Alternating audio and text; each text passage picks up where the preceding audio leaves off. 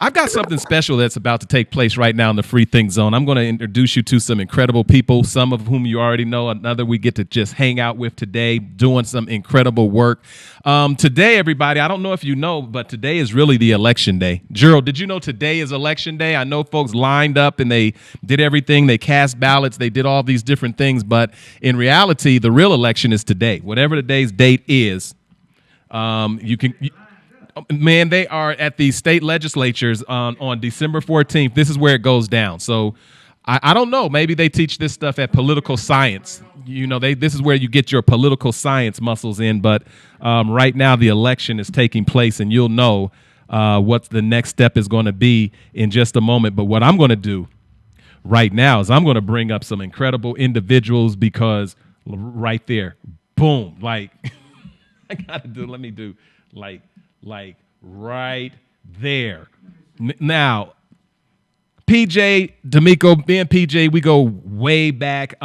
We all know Abini Bloodworth. She just out there in A-Town. Like, I don't know how she keeps up and does all the things that she does, but I tell you, when we need to know what's happening in that Georgia state where all the peaches are and every street's peach tree, and I guess until you go to a certain area, we got to check in with Abini. And then Forge, an artist.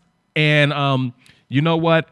Here's what I'm real interested in hearing from Forge, because right here in our city, the Mile High Income City, the artists are making a huge impact by educating, shaping norms, and putting out images, songs, just artistry. And you could tell a great society by the way it treats its artists and what the artists are saying and doing. The three of you, I want to say happy Monday to you. Happy election day, you three. Happy election day. Happy election day. PJ, did you know it's election day? I've known about this election day for a little while. Beanie, did you know today is election day? Yes. Happy election day. Beanie, just tee things up, because folks sometimes think that I make stuff up. Like their brother Jeff's making some stuff up again. Can you just kind of update why today is election day? Like the real deal is today. How would you explain that? So how would I explain it? Gosh, Jeff, why you give me the hard question?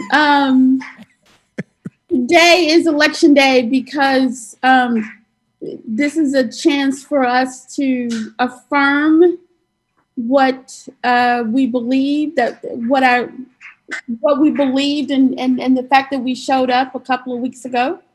And so this is an opportunity for us to send a message to folks that we understand that there's more, that our vote is beyond, the typical November 3rd. And what it means to be an active citizen and to participate fully in this democracy. There you go. Beautiful. We've got to participate fully in the democracy. PJ, break it down. Electoral college. What are they doing under these domes today? What are those folks doing under the dome, the domes across the nation? And I remember going back to like 2008. PJ pulled me to the side and he said, "Brother Jeff, I'm looking at these numbers. Barack Obama is going to be the next president of the United States of America, and it has something to do with this electoral college, and he can't be caught. That electoral college is in play today, PJ. What's happening under those domes?" Yeah, under every dome in the country, all 50 states have been certified.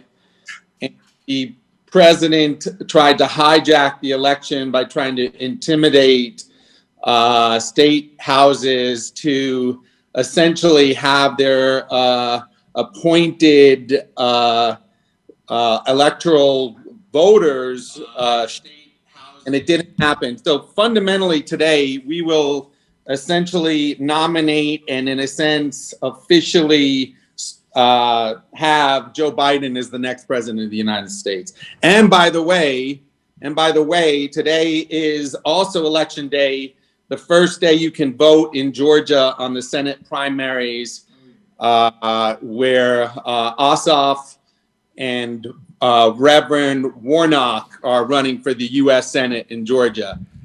All right. Well, I'll tell you what, Forge, from an artist perspective, and by way of background, can you tell us a little bit about yourself? Introduce yourself to the free thinkers, and then I'm going to hit them with the trigger alert afterwards. We'll work our way backwards. Forge, Abini, and then PJ. Just by way of introductions, brief introductions. Can you tell us who you are and what you're up to? Okay. Well, hi everyone. I'm Forge. I'm a kind of a veteran graffiti artist. I was born in the Bronx in the 60s and grew up in New York during the 70s and 80s, where I was trying to stay out of trouble by doing street art, tagging on trains, on walls, on buildings, right at the beginning of the hip hop movement and the graffiti movement and the whole Beat Street scene. And so, now I'm in my 50s and I've seen a lot of stuff, and I use my skills as an artist.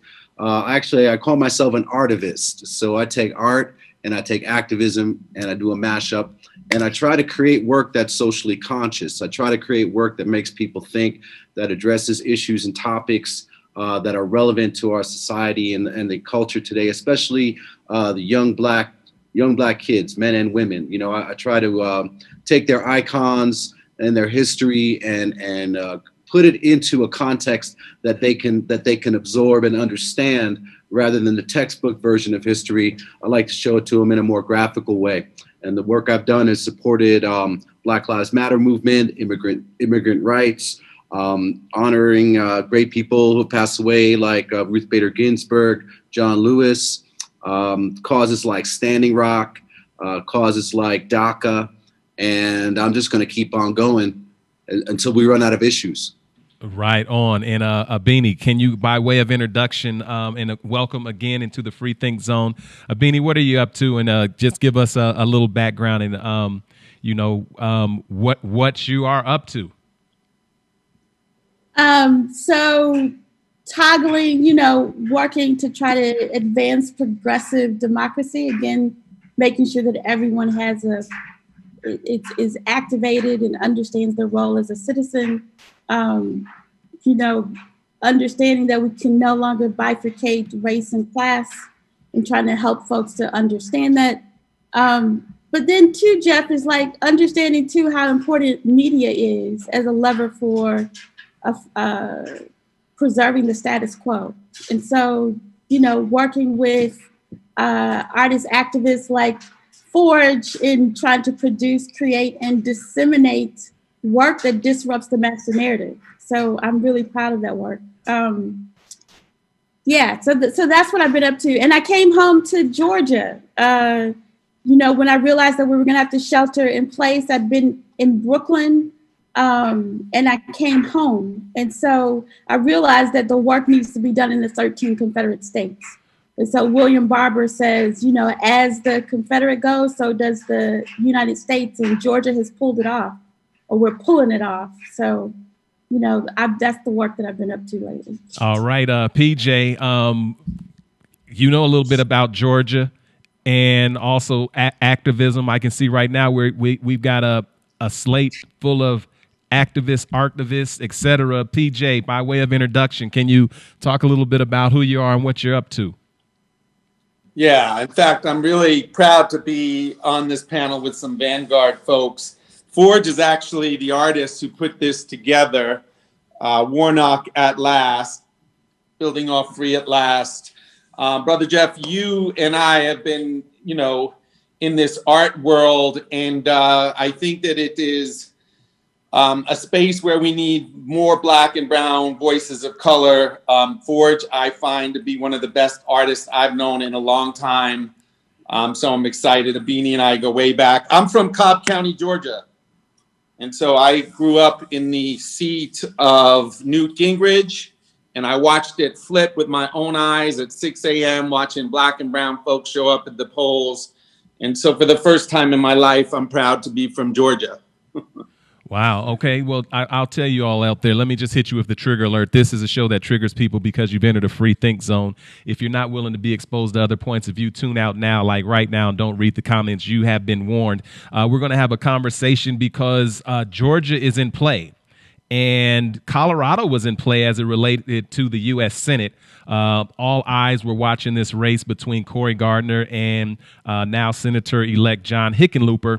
And I can tell you, around the nation, the Democrats wanted to take control of the Senate. They're already in control of the House, and it looked like right now, yes, Colorado did our thing. Some other states came up a little short, which puts all of the onus, Abini, all of it on Georgia. Like, all eyes are on Georgia. And so my opening question to you, Abini, is there's this new Georgia project, or this new Georgia, and I'm going to take the project off right now to just get away from an organization, but there's this new Georgia, and then there's this movement of making America great again. It seems like something is pushing back, something is pushing forward, and it's all converging in the society that we are dealing with. What's going on in your mind when you hear "Let's make America great again"? Let's have a new Georgia. PJ is excited to be from Georgia, and for particular reasons right now. I believe politically, he'll speak to that in just a moment. But what's going on with the political landscape, Abini, in this country, and particular in Georgia?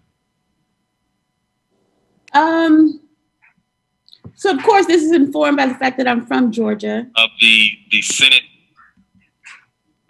You know, it's informed by that I'm from Georgia. So I think that we're at this crossroads in determining who we are and what we want to be. I think that white supremacy is real. I think that it has been dormant and underground for about 50 years. I think oppositional forces have been extremely astute at building power at the local level. And I think that resulted in the election of Donald Trump. I think what you see in New Georgia, or this New Georgia project, or New Georgia, or I think, you know, encapsulated in Stacey Abrams, a Black woman, and this time in Black leadership, is that for 6 years she's been doing the work. And that you see that across the country. So this is not just about this particular moment. It's about people that have been doing the work and understanding that we have power and that we need to exercise our power in new and innovative ways. And as a result, we flipped Georgia. Black people flipped Georgia, and of course there's been some white allies along the way, but that's the result of Black and brown and new Americans, immigrants, young people that dared to say that just because things have been away and that people have a nostalgic attachment to a status quo that serves very few, what we realize is that we have the power to not only dream a new world, but to birth a new world. And so I think that's what you're seeing. I think you can't ignore like the work that William Barber has been doing, like in North Carolina. I think that across the South, where most people, Black folks, are concentrated, is what you see is that the legacy that was planted with Daddy King, like Dr. King's father, and the work of, all those that have come through, is that the children heard and that we believe and that, we're not going back to the field. So, we cast a vote. We're not going back to the field. Forge, as an artist and someone, I call you a truth teller, someone who, you see it and you document it in various different ways where the masses can consume it. What are you seeing in this moment? When you hear Abini saying things like, Black folks flip Georgia, and with allies, et cetera. What moment are we in, Forge? And, how do we document this particular time? What if somebody's going to look back and say, at this time, this is what it was? What are you seeing, bro?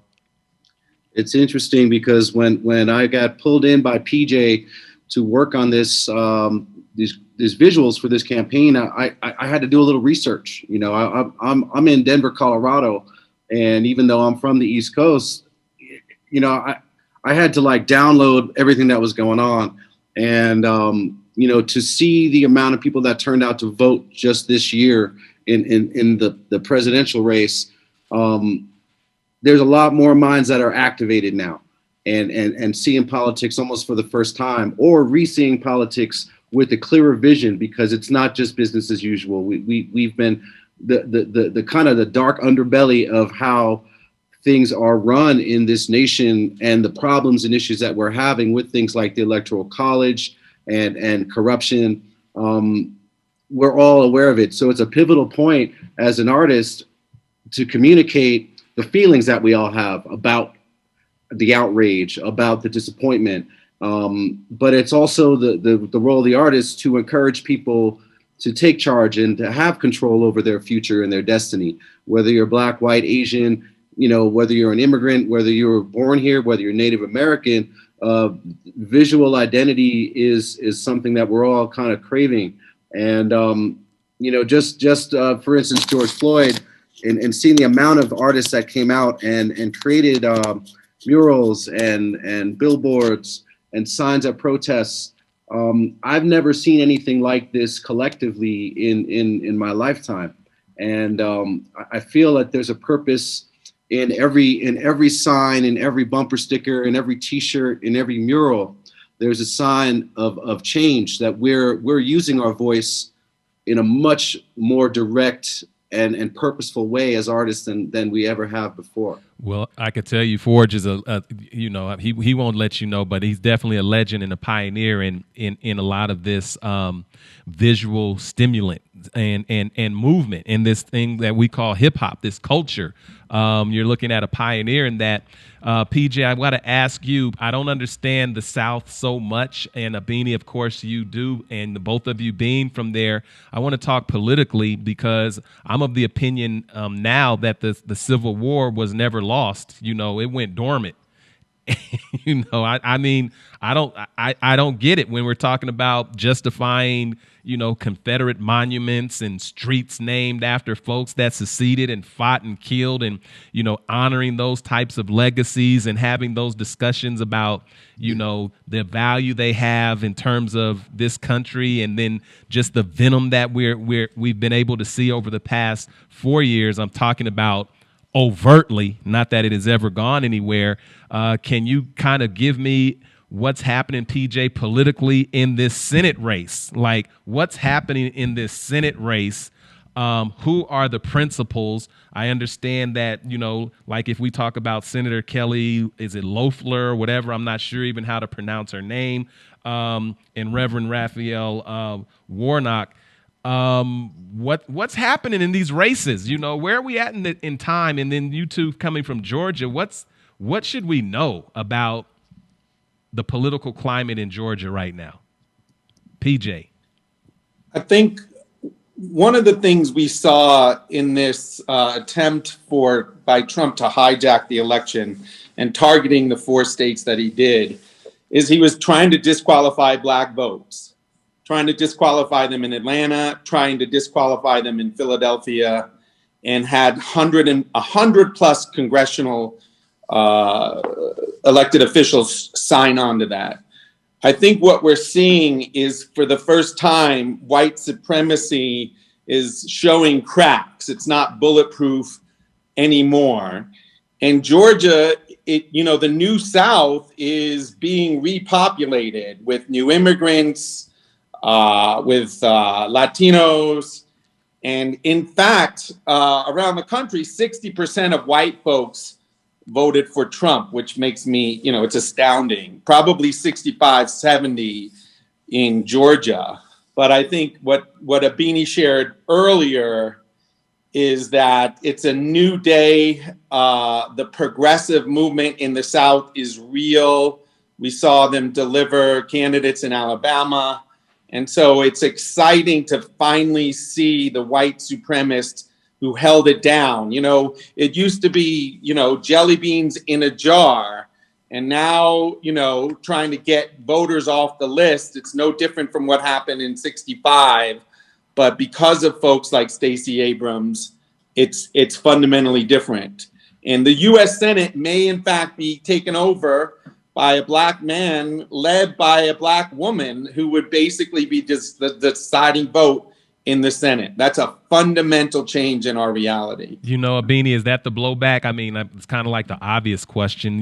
There was blowback. I believe that Trump's rise was on the heels of a black president. Like some folks that was like, oh hell no, we not doing that. We not doing this again. And Abini, you know how it is. Forge, you all know how it is. Whatever black folks have been denied access to, once we get access to it, we tend to take over it. Like you're gonna be the best tennis player, you're gonna be the best golfer, you're gonna be the best in everything sports, you're gonna be best in everything that we've been denied, and so the suppression is real. Abini, my question to you in Georgia, is it?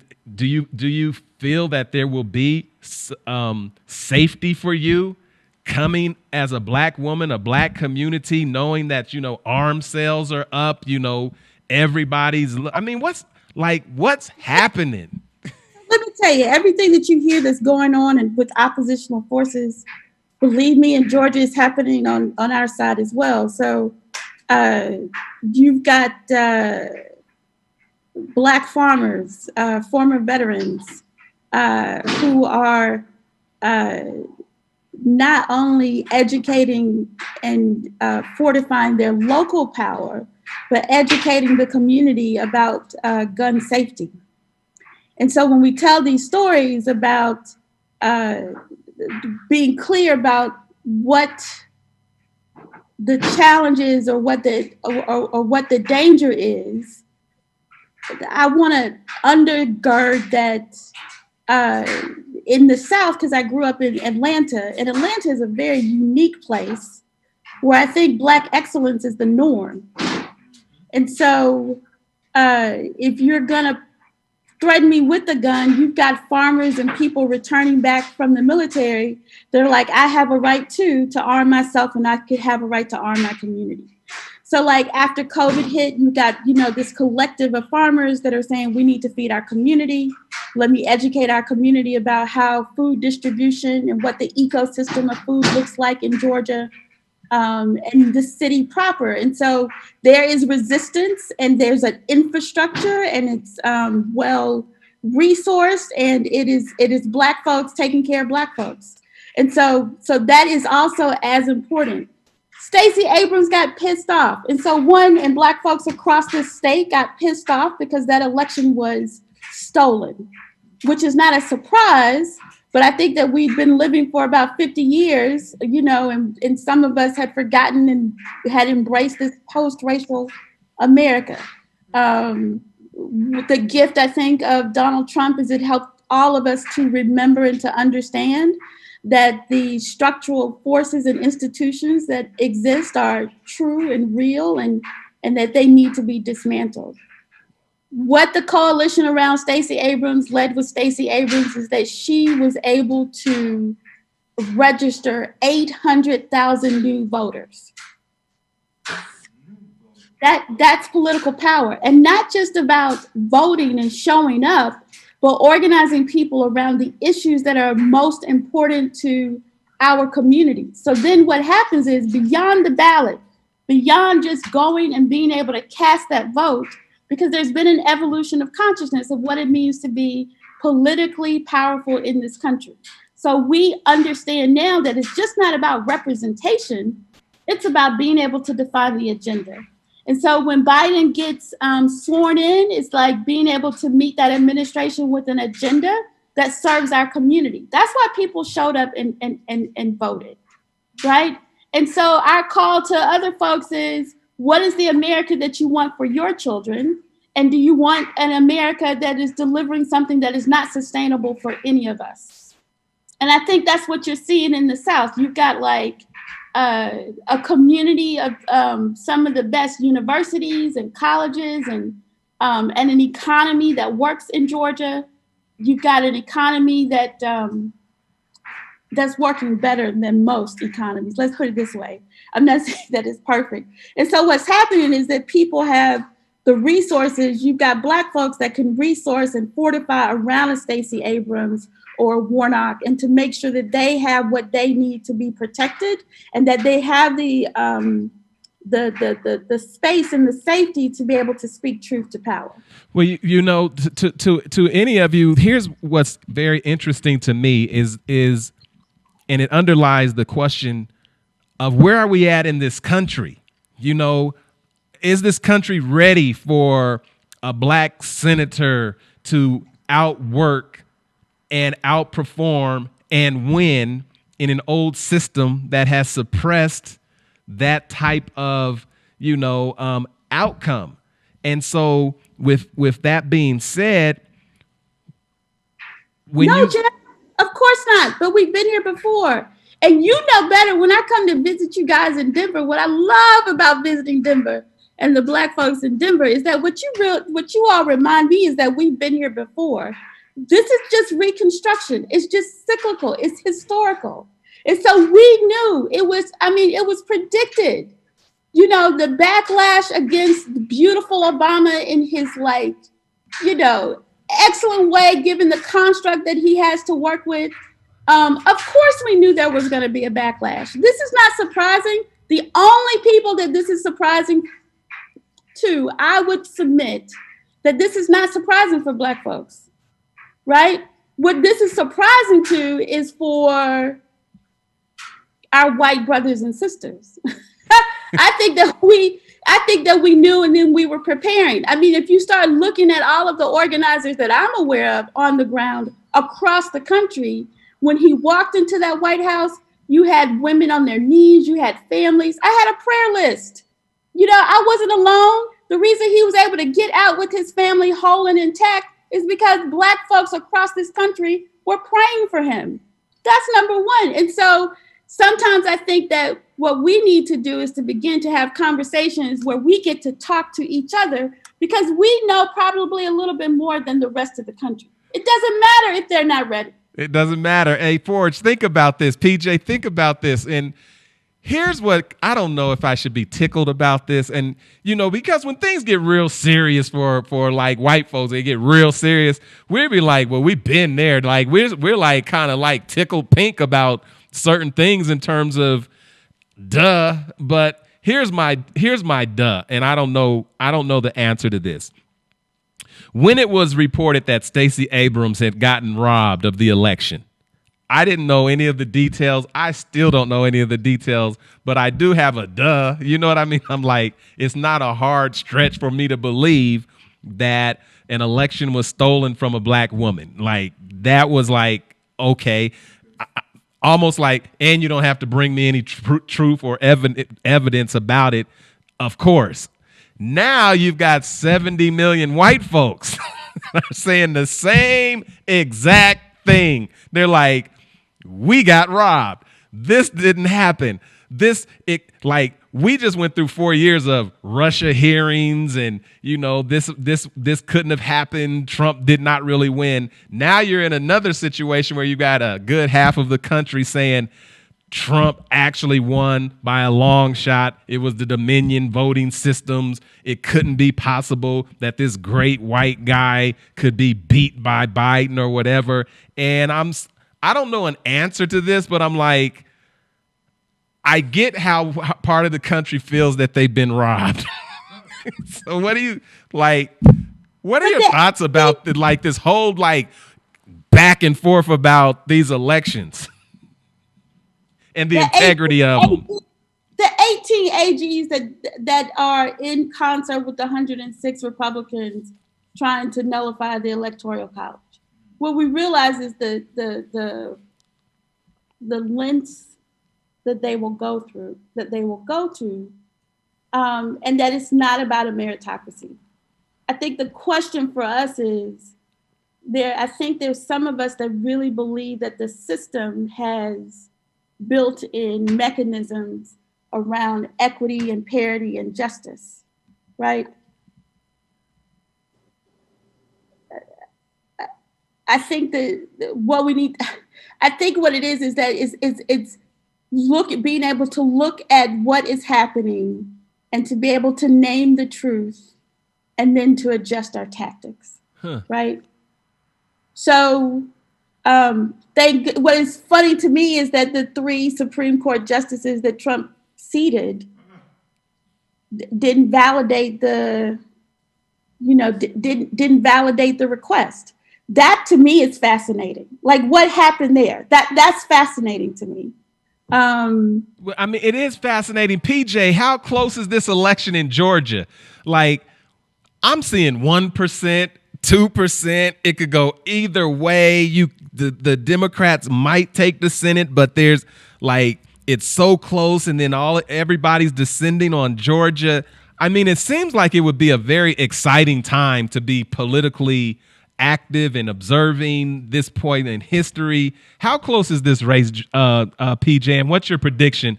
And can it be stolen? Like, if it got stolen from Stacey Abrams, can they pull the same stunts once again? This is a moment where, again, the power is flipped. Warnock is a populist. He's a reverend that he did the eulogy for John Lewis. He inherits the podium of Martin Luther King, Daddy King. And so he's a spectacular progressive figure who ironically is going to carry his peer, Ossoff. Ossoff lost by 40,000 votes, where Warner won by about 17 over Loeffler, Warnock, I'm sorry. And so my prediction is Warnock is going to win by a large margin. I don't know about the rest. That the white Dixiecrats are alive and well in Georgia. I'm from Cobb County. I was embedded in both a liberal and a conservative part of Georgia for a year, this past year. And to your question about like what the hell is happening, I think white people thought that they just were entitled to winning elections. That's what comes with white privilege. And what's really upsetting to me is even in my liberal white family, in order to stay civil with their white neighbors across the street, they're not even talking about this election. They will not talk to their Trump friends about this election because they don't want to upset the Christmas party. And so what's interesting about whiteness in the South is that it works almost sublimely in concert. And what we do know is that if we win in Georgia, it will not be because of white people, period. It will be because of the brown and black folks that Abini and so many others are mobilizing. That's what Abini opened up with. She said, let's be clear. What you're seeing in Georgia is the rise of individuals who have been motivated via Stacey Abrams and others. I mean, we can talk about Fannie Lou Hamer, and we can go all the way back and say, this is an onward struggle. Abini, what's at stake in this election? What's at stake in this Senate race that, folks are going to cast in, I think, January the 5th? You're muted. Brother Jeff, everything. This is high stakes. Georgia is also the home of it's people's jobs and being able to weather this COVID storm. That's what's at stake. It's an administration that can provide some semblance of integrity to this vaccine, these vaccine trials and the rollout, and whether or not people feel safe. It's about the fact that our education system has been defunded, and whether or not that's going to be something that continues to be a norm, or we decide that there's an infrastructure, we make a commitment that every child in this country deserves access to a quality education. It's about infrastructure. It's our daily life. Donald Trump, his administration has done significant damage to this democracy. I think the first 4 years, and what this means is that he needs Warnock and Ossoff in the Senate, this administration, to be able to move legislation that is going to be able to self-correct the damage, the significant damage that this administration has done. And then also, we need them in there because also Warnock is not just like, oh, we're just thankful because he's a Black guy. He's a progressive guy, right? He's, like PJ said, he's rooted in like the human rights. He is unapologetically a human rights activist. With the king that we don't get to hear about on Martin Luther King's Day. Like, he's someone who loves the Kingian tradition. That's what's at stake. And then also, he's going to be somebody that's going to work with some of the more progressive folks in the party to try to issue in like just basic humanity to how this government is run. I got a deeper question also, Abini. Is he unapologetically Black? Because it seems like you can be unapologetically Black in Atlanta and win an election. I don't know if you can be unapologetically Black. I'm talking with that capital B in Colorado and be sweeping elections like without, speaking in code and doing a whole bunch of different things to prove that you're not gonna bring, the barbecue, you're not gonna bring all that to the party, So is he unapologetically Black? And Forge, when you're listening to this, basically what I want to know is, does the hood feel him? Like, are they like, is hip hop like, okay, we about to get this done, we about to make this song, we about to, get behind this brother. This is. Yeah, absolutely. I would be on here and I would not, I'd say, hey guys, you know what I'm saying? But I would say absolutely. And then I would say to you, Brother Jeff, what is also like equally significant is that the hood understands our responsibility to hold him accountable to being unapologetically Black. That is what I think is just the most beautiful thing about this particular time, is that what we are demanding is it is not enough for you to just sit in a place and be Black and be able to feed you and yours. Is that we are sending you forth to be able to carry forth what it means, and that we got your back. So this person is that the community has his back. So don't let nobody attempt to touch him or to corrupt him. Huh. That's what's sort of cool about Warnock. Okay. And he went to Morehouse. You can't come out of. Very few Black men that come out of Morehouse that are not unapologetically Black. I got it. And Forge, with you get exactly what I'm saying in terms of the hopes, the aspiration,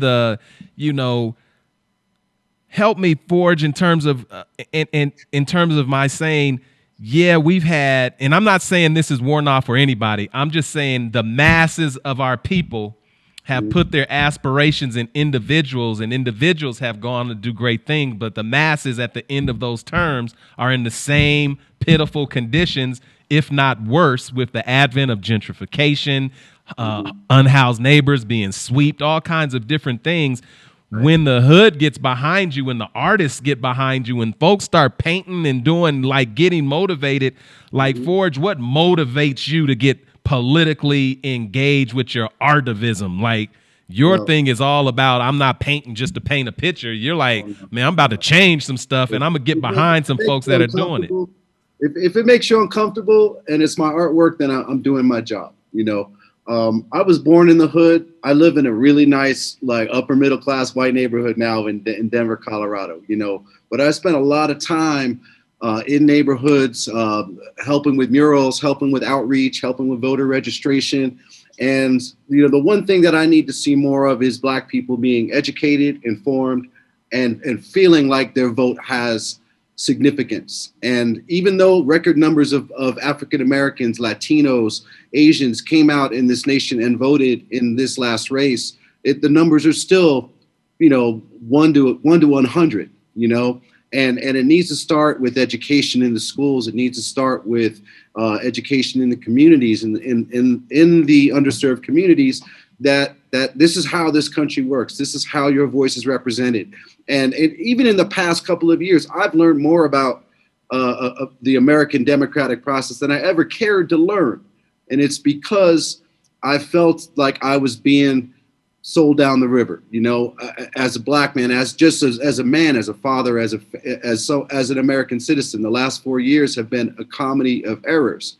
And it really is our job as artists to motivate, to educate, to inspire young people, especially young people, to get out there and vote, in primaries, to really understand things like electoral colleges and how delegates are established. And the more knowledge that we have as a culture, the more we'll be empowered and feel connected to the system enough to go out there and do the things that white people have been doing for generations, you know? Wow. Yes, indeed. I like Beanie, where do we go from here? Like, how can we help Georgia? Because like when you get fired up about something and PJ gets fired up, it's infectious, and you obviously, Stacey Abrams, you don't get that level of groundswell of participation without tapping into the hopes, desires, and wants of ordinary people. Where are we at, Beanie, in this election in Georgia? How can someone from Colorado or anywhere that's watching this help and, you know, help push that, make sure that close election is not as, like, we're not curing ballots, we're not doing a bunch of recounts. It's like, here is a win, an exclamation point. What can we do to help? So what I'd encourage you to, you know, that cup of coffee, or to send that $4 to the New Georgia Project in Georgia. And how they're using the money on the ground is to make sure that everybody that came out to vote on November 3rd is that they go back to vote, right? And so what that means is it's not just Atlanta proper, is they're making sure that people in these rural communities like PJ has, like where these white folks elect, that you go out and you vote again. So send and support the New Georgia Project. I think that would be helpful. And then I also think that wherever you live, speak up and get involved. And because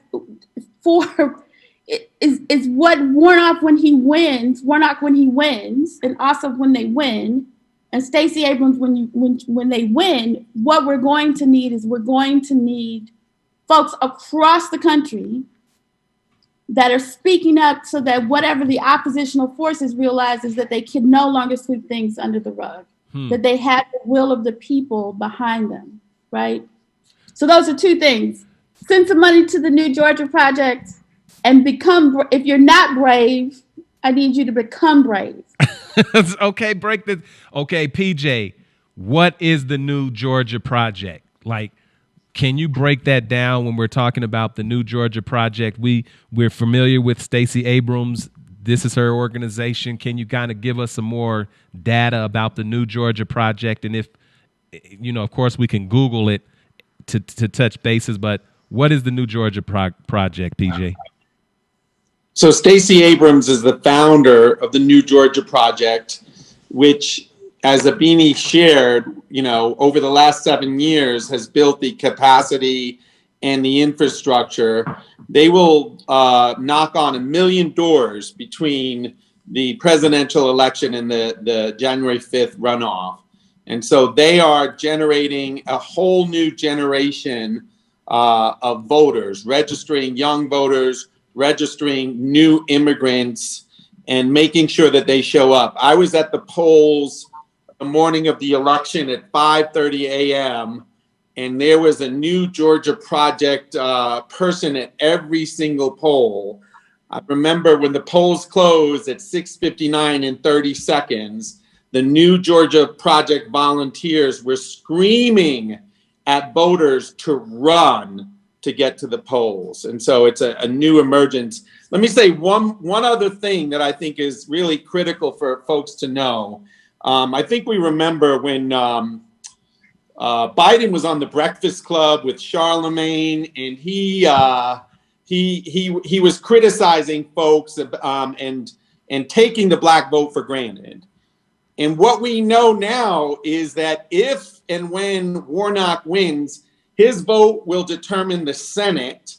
And then more than that, it will be Kamala Harris will be, in a sense, ultimately replacing Mitch McConnell. And so even while Biden is the president, if he wants to get anything done, he has to get it through the Senate. And that will be governed primarily by Kamala Harris and a Senate that now has a progressive power base. Lastly, is that because of the campaign being virtual, it doesn't matter if you're in Georgia. You can call the New Georgia Project. You can get a voter list. You can call into the Black Belt. The southern part of Georgia is largely African American. And so if you want to start calling and doing, phone banking, get on it. Call the New Georgia Project. They will get you on the line tonight. And remember, this vote will be won by plus or minus 3,000 to 10,000 votes.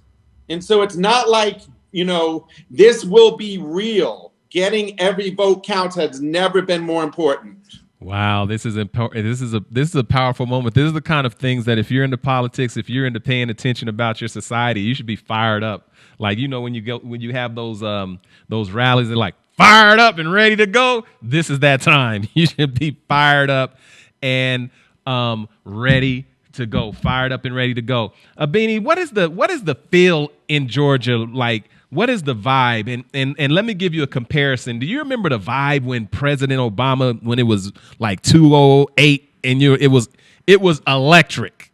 Like, right. you could say whatever you want about President Obama, but in 2008, there was a sense of electricity around an election that I have never, ever experienced. Using that by way of comparison, what is the level of excitement, participation, urgency, possibility, visioning for a new world, the new Georgia, as opposed to making America great again? What's the vibe there in Georgia, Beanie? So, we're not monolithic. So I can tell you what's happening at 1059 where I'm sitting. And, the people who people my world, Brother Jeff, it's not like Obama. But what I do sense is like folks are pissed off, right? And so, and I think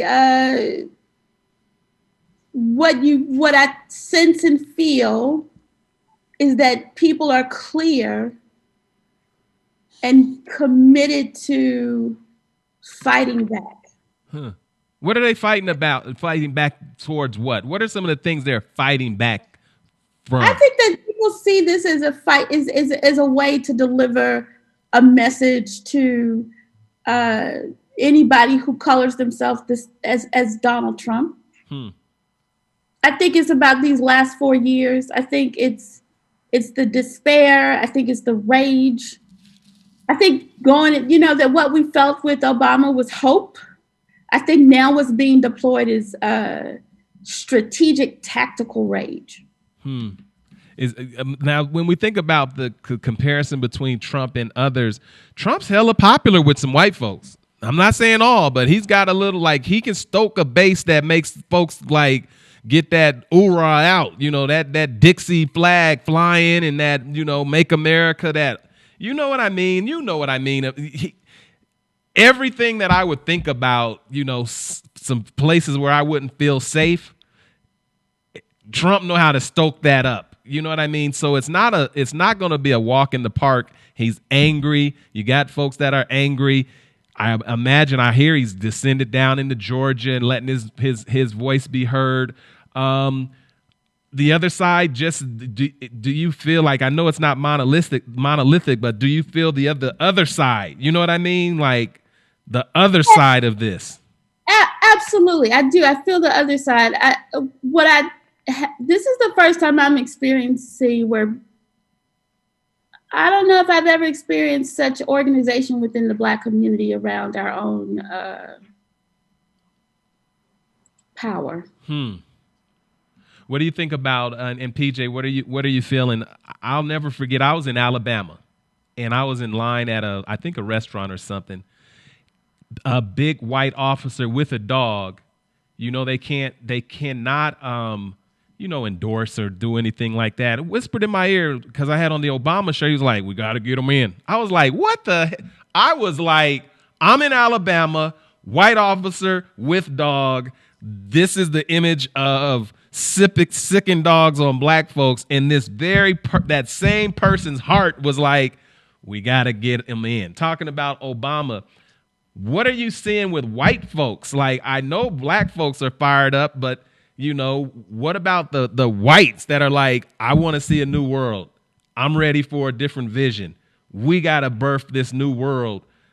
Are you experiencing that kind of energy? Are you seeing that when you were down there, PJ? Because you can talk and be around white folks better than Beanie and I, and get a good feel for what they really saying.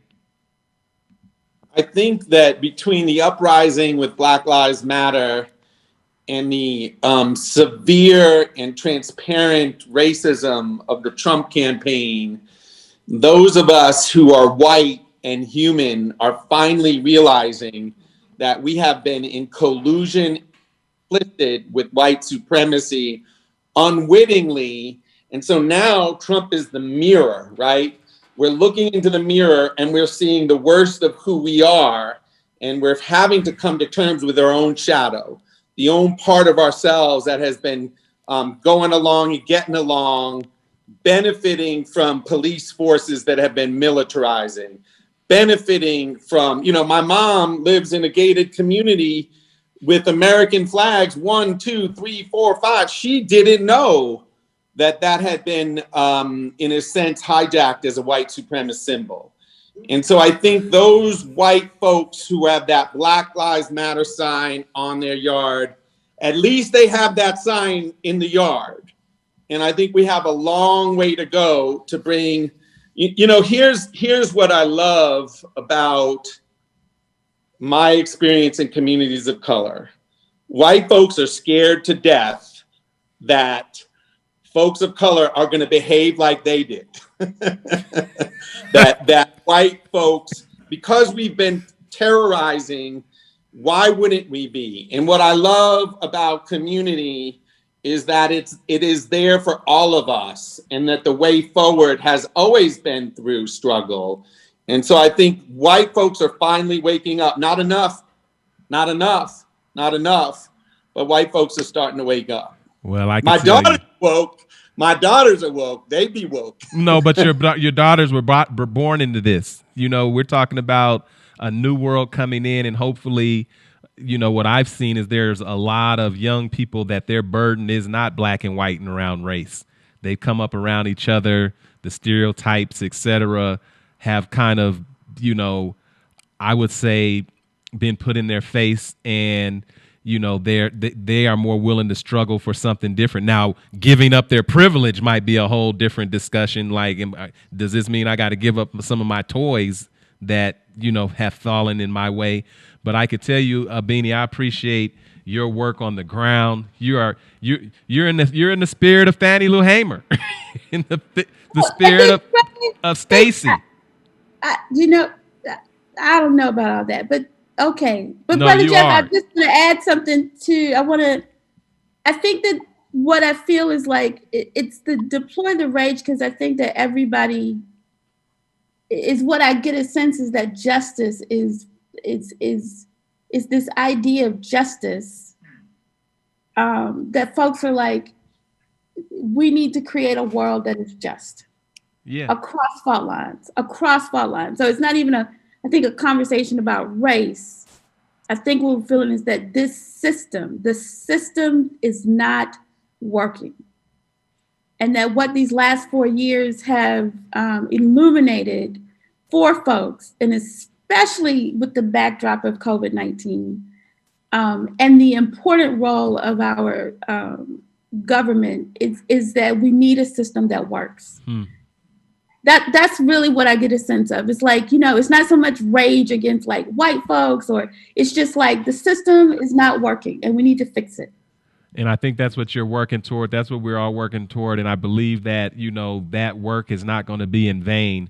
I think if COVID-19 did anything, it showed that those who had that privilege realize how quickly that privilege could be lost by a pandemic and decisions and policies and responses.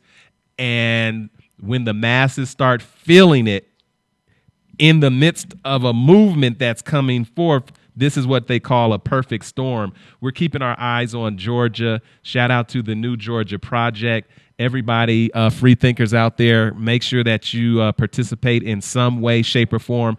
Don't forget, we are powered by the people. Go to brotherjeff.com and make your donation of any amount. We are powered by your donations, Patreon, PayPal, and there's that wonderful Cash App option. You've been so generous. I think that, PJ, we're getting ready to move our, Abini, this is what we've been doing because restaurants have been closed down.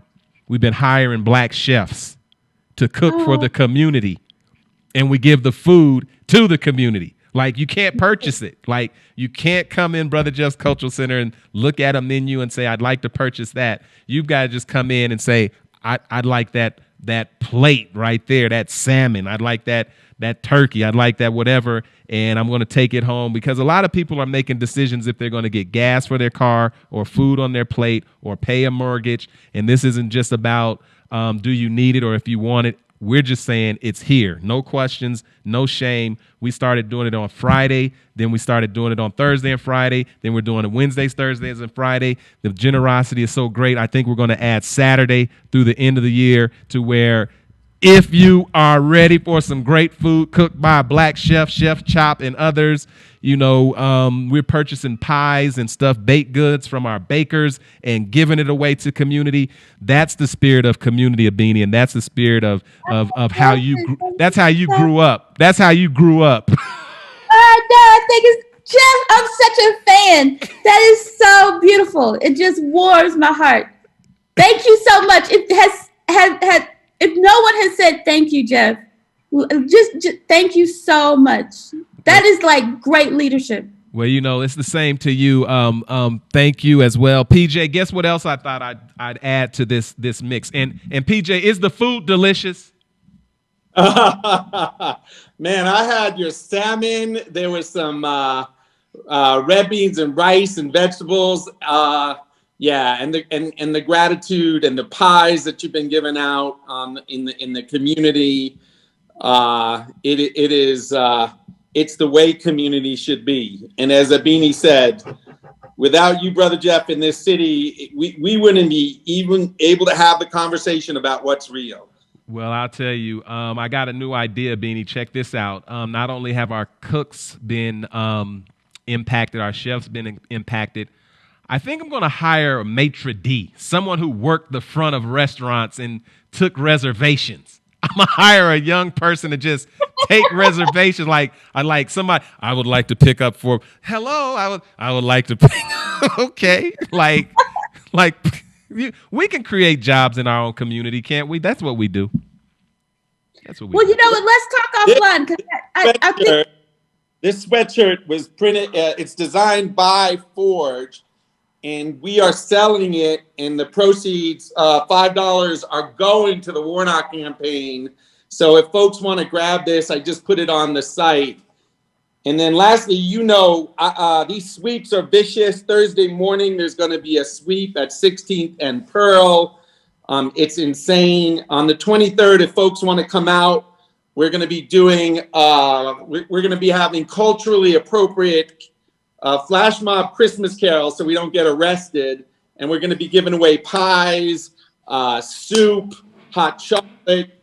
That's going to be the 23rd at Civic Center Park at 6:30. If y'all are around, come on out. Right on. We'll make sure we support that. Abini, you said we're going to talk offline. We will definitely do that. Abini, I appreciate all that you're doing. Again, New Georgia Project. I know that you've got to go. And I'll tell you one thing. I'm going to stay in touch with you. I'm going to make a contribution to both of those campaigns. I'm going to encourage folks to make phone calls. And one thing that I'm going to do is be actively engaged. And that way, regardless of the outcome, and I know that it's going to be on the side of the good people who are fighting the good fight, we're going to be able to say that we didn't just talk about it, we were being about it, and we'll participate in the victory that you are laying the foundation for. Sis, I appreciate you so much.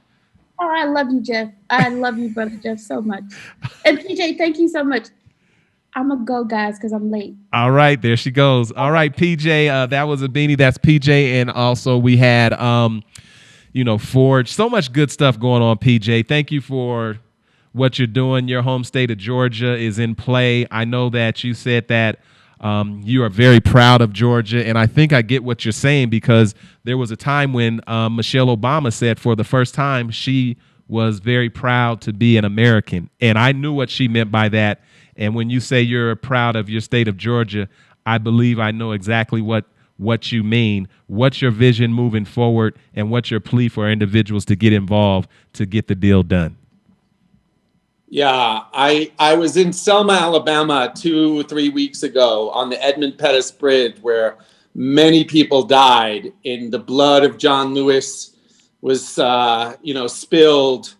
So John Lewis says that the vote in this country is a sacred vote, and even though our democracy is hanging by a thread, I think that we have a responsibility, especially in this moment, to recognize the power through this vote, and then not only vote, because voting is passive, but to get out and manifest what the vote means. And I think you've said this once when A. Philip Randolph spoke to Roosevelt, and Roosevelt said, laid out his plan, and then said, "Make me do it." And I think we as the electorate, we as the citizens in Denver, for example, we need to stand in front of the crisis with our homeless people. And then on a national level, we need to take back this democracy. So I appreciate it. Appreciate the opportunity to be here, Brother Jeff. Well, I'll tell you, shout out to you, PJ, and for all that you're doing. Again, the election is going to be on January 5th. I believe that. I don't know. Has like early vote? Do they have early voting? They got mail-in ballots. They got lines. What's the process, PJ? Yeah. Early voting started today. We're already seeing huge turnout. The turnout on the 5th will be significant. The opposition folks are coming from all around the country. We're getting students. New Georgia Project has 7 offices around the state. I will be filming every single day from Georgia from the 26th all the way through the 5th. And then I think that the public is going to have to hold. This election will be criticized as being fraudulent. Just bet on that. And so I think the public needs to uprise and make sure that the election in Georgia will be certified and then ultimately deliver the Senate. And so if you're in Colorado, if you're in California, there's no excuse. Consider this as important as the presidential election. Get on some phone calls, call your people in Georgia, get them out to the polls. Well, I've got some people in Georgia. I'm going to definitely give them a call and see what they're doing and sound the alarm or ring the bell or whatever we need to do to make it happen. Again, I'll be making a contribution. I've got the shirt. If you want a shirt, you can come by Brother Jeff's Cultural Center and even pick them up, and I'll get that money to PJ. If PJ is going to be in Georgia, we'll have a roving reporter on the ground. We can always check in with PJ and get our update from on the ground in Georgia. But the Senate is in play, and what that means is you can have a president, and you can also have Mitch McConnell blocking everything that president and that administration wants to do. If you don't want that to take place, then what you do is you just go ahead and flip that Senate, and you'll be able to see, the results of your political engagement. So with that being said, I want to send a shout out again. Thank you, PJ. I appreciate you, Forge. I appreciate Abini, and we will certainly, stay in touch. What I want to do is let you all know, because of your generosity, I believe what we're going to do is this. We have been going and giving the community free dinners every evening on Wednesdays, Thursdays, and Fridays. But through December, because of your generosity, and for those of you who have been going to brotherjeff.com, and those of you who have been taking advantage of those 3 options right there, our patrons, our folks going to brotherjeff.com and Cash App,